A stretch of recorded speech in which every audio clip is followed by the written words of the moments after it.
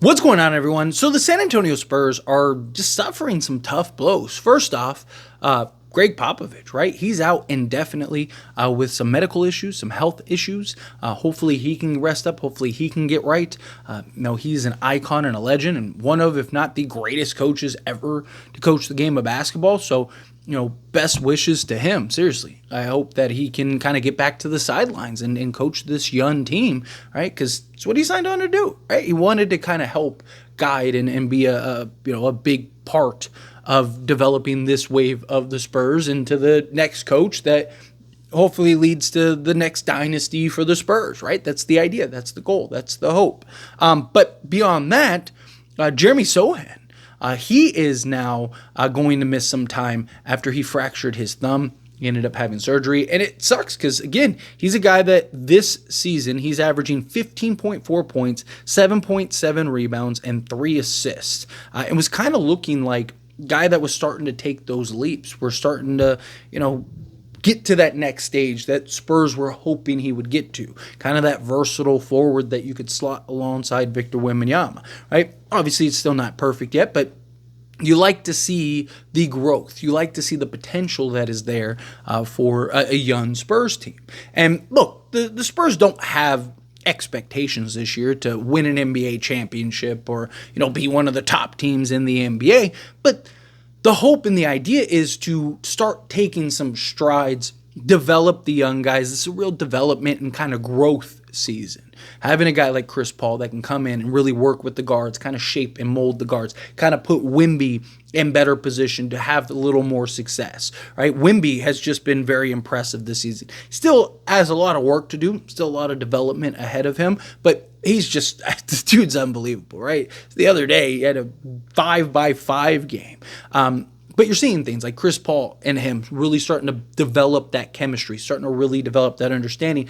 And you can see a Spurs team that will likely continue to grow and get better. And, they're 3-4 right now, and they've had some tough games that they arguably should have won. I mean, that Clippers game they should have won. That was a game that I felt like they really blew, that they really dropped the ball on. They were up 40, 40-14 or something like that?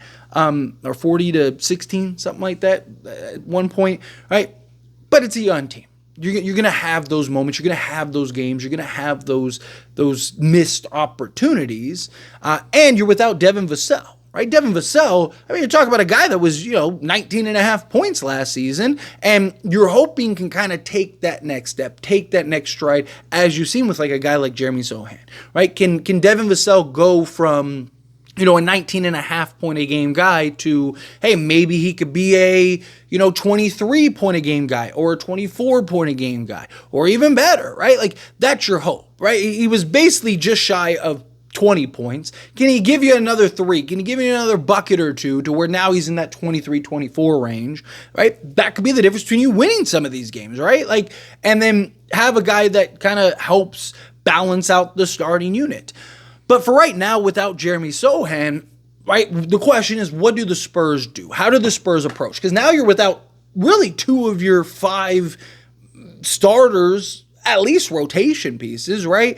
Luckily, Champagnie has really emerged, and he's actually been really good for you. So if it was me, I think you either, go 2 off. I think the obvious thing is you just slide Harrison Barnes to the 4. So you go with like Wemby, Barnes, Chris Paul, and then have Champagnie at the 3. And then you have something like, you could go Keldon Johnson if you wanted to.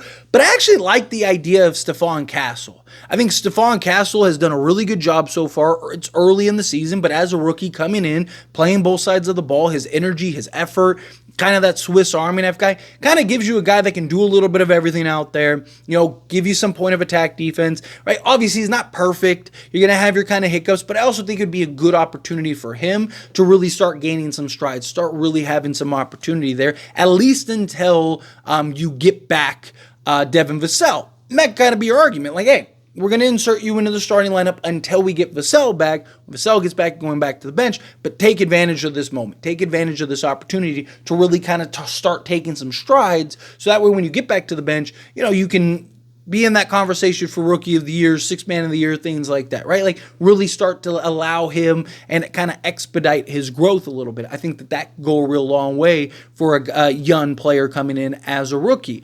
I do think you could go with Keldon Johnson and kind of give you that offense, right? And kind of see what he is able to provide in that starting unit. He's a guy in previous years that has been able to get you anywhere from 16 to 20 a night, right? And kind of step into that starting role. You could slot him at the 2, slot him at the 3, however you want to do it, right? You can put Champagne at the 2, Champagne at 3. So you can kind of interchange those two. You can even kind of test, okay, what does it look like with, Johnson at the 2 as opposed to the 3. So let's do this game at 2, this game at 3. Again, you're really just trying to get through until Devin Vassell gets back. And then once Devin Vassell gets back, then you're, okay, he's the guy that's starting for you, and you're kind of just having the other pieces mold around. And then when Sochan gets back, whenever he gets back, right, because I imagine the Spurs are going to take their time. He's supposed to miss a couple weeks, but I imagine the Spurs will take their time with him, making sure he's right? Okay, well, now he comes back. What do you do at that point? Do you put Champagne to the bench? Do you start him? Do you bring Sochan off the bench, right? Because Champagne's been very good on both sides of the basketball for them, right? Again, he still has some growth and development he needs to do, but compared to last season and now, I mean, the dude's been shooting the 3 ball excellent. He's been getting after it, the effort, the energy, the hustle. I think you reward him by staying in the unit, right? Staying in the main unit. I think you found your 3 of the future, right? You could always bring Harrison Barnes off the bench, but he's kind of your acquisition. He's making so much money, right? I just think if Sochan comes back, I think you're going to get kind of the feel, right? So you're going to get, because again, you have Sochan who's out for several weeks, so you have a couple weeks to kind of figure this out. You have a couple weeks to kind of start putting the pieces of the puzzle here and see, okay, do we really need Sochan in the starting unit, or is Harrison Barnes kind of able to supplement some of that at the 4, right? I mean, the Spurs could go with Mamu, right? They have a lot of options in which they could go, and I could see them kind of experimenting, kind of game to game. Okay, well, let's try it with Mamu. Okay, let's try it with Harrison Barnes at the 4. Okay, let's try it with, Keldon Johnson. Let's try it with Stephon Castle, right? And you don't really lose anything because, again, you're a young team that's just, you're trying to put your best effort out there, but again, it's development season. There aren't the expectations of you have to go win a championship. Oh no, you lost Jeremy Sochan, season's over. It's nothing like that, right? You like the way that Sochan played. And I know a lot of Spurs fans aren't very high on Sochan, which I'd like to kind of hear, which if you're somebody that was in the camp of get Sochan off the team, do you still feel that way? Or have you kind of changed based on how he's played thus far? I'd love to hear it down in the comments below, because every time I talk about Jeremy Sochan, right, I just get these mixed, half the camp is no, get rid of him, he's trash, get him off of our team. And then the other half are no, he's the future, he's the power forward alongside Wemby, he's going to be the truth, he's our Swiss Army knife, our Dennis Rodman, Draymond Green, right? I hear, it's just these two polar opposite camps, which I think is interesting. So let me know which side you're on down in the comments. But, again, Spurs, take your time, kind of figure out what you need to work through, right? You can always change things throughout the course of the game, but it's a huge blow to a team that was gaining some momentum, right? A team that was starting to kind of look like they were beginning at least to figure some stuff out. They look like a team, and like I said, I think this is a team that you're going to have to beat. I don't think the Spurs are that team where it's just you see them on the calendar and it's okay, that's a free win. Great.